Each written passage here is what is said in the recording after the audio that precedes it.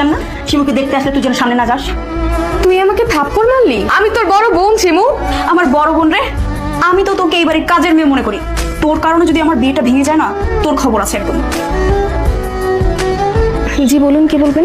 সেদিন আপনার চাচা বললো সামনের মাসে 5 তারিখে নাকি আপনার বিয়ে ঠিক হয়ে গেছে। ছোটবেলায় আমার বাবা মা মারা যাবার পর থেকে চাচা চাচি আমাকে বড় করেছেন। চাচা যার সাথে বিয়ে ঠিক করবে তাকেই তো বিয়ে করতে হবে আমার। আপনি তো একটা মানুষ, তাই না? আপনার তো পছন্দ অপছন্দ থাকতেই পারে। এতিম অসহায় মেয়ের পছন্দ অপছন্দ থাকতে নেই। আমার যেটা ধারণা হচ্ছে ওই লোকটাকে আপনার পছন্দ না, আপনি ওই লোকটাকে বিয়ে করতে চান না। আপনার ধারণা একদম ঠিক। আমি শিমুকে না, নীলাকে বিয়ে করতে চাই। এসব তুমি কি বলছো? আরে নীলার তো আমরা অন্য জায়গায় বিয়ে ঠিক করেছি, আগামী মাসে 5 তারিখে তোর বিয়ে। নীলা ওই মানুষটাকে পছন্দ করে না, বিয়ে করতে চাচ্ছে না। নীলা কি তোমাকে নিজের মুখে বলেছে সব কথা? জি।